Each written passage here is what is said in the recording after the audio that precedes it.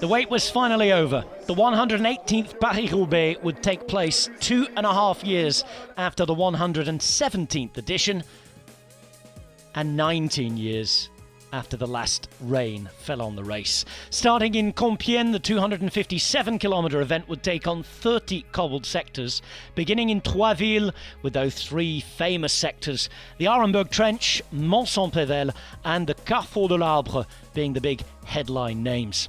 55 kilometres on the stones, the game of stones, under the rain, in the mud, before that final lap and a half of the concrete velodrome to finish in Roubaix, the fourth monument of this rearranged season, having a date change to October.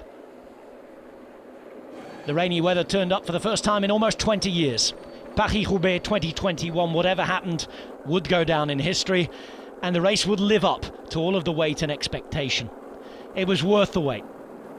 The mud, the epic atmosphere, and the nerves since the start. After 100 kilometres of racing, we had a group of 31 riders up the road. Some riders could have been forgiven for wishing they brought their swimming trunks. That group of 31 was slowly whittled down, 4 up the road, with quite a few of the 60 debutants involved. Peter Sagan, a former winner of the race, would be the first big name to crash out. He'd get on back on his bike, but we wouldn't really see him involved in the action again. The crashes, I'm afraid, would continue. Part of the race, part of the problem, part of getting over the obstacles on this particular day. Into the famous Arenberg Trench with 2 riders up the road, 2 debutants in Eekhoff and Vermeersch, behind other more experienced riders caught up in crashes, including the Belgian champion Wout van Aert. With 80 kilometres to go, Vermeersch would be caught. Eekhoff reeled in with him.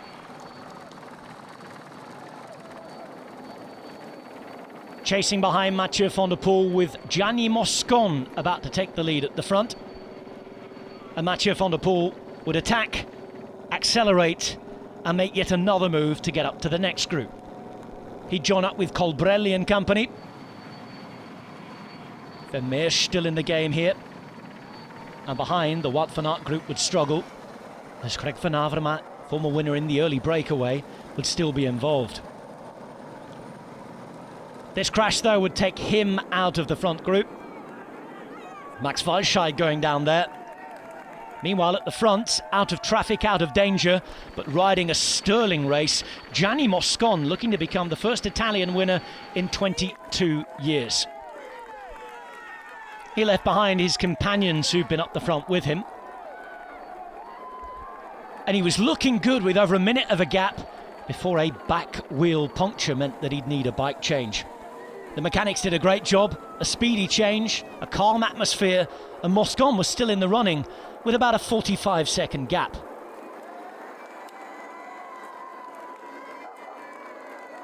That was until that happened. A crash. This time he would need a miracle. Gap down to 20 seconds and reducing.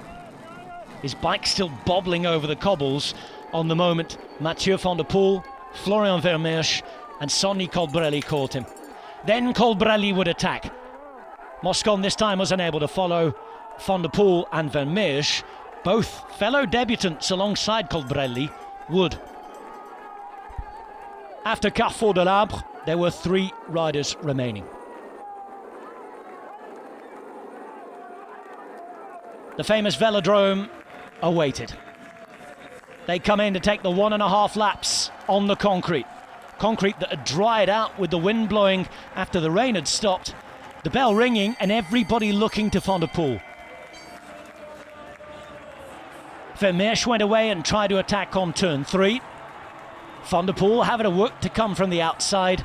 Colbrelli able to go through the centre. The Italian coming through, and in a year he won the Italian Championship, the European Championship. He'd also win a monument. Paris-Roubaix would be going home to Italy for the first time in 22 years. 1999, Andrea Tafi. 2021, Sonny Colbrelli. An outpouring of emotion. So much joy after all the drama, all the mud, all the exertion.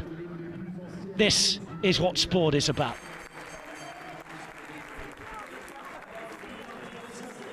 An image for the ages as Colbrelli won, Vermeers finished second, and Mathieu van der Poel ended in third. Moscon finishing the day in fourth. A fifth place for the Koenig Quickstep's Yves Lampaert with Laporte, Van Aert, Van Aasbroek, Boivin and Hausler all rounding out a warrior-like top 10. The stone lifted by Sonny Colbrelli. Bahrain victorious, winning the race for the first time, and just the fourth time of asking. Colbrelli at the first, on debut, the best after a day that we will not forget for a long, long time. 2.5 years for the men, 125 years for the women on both occasions, on a bumper weekend. It was worth the wait.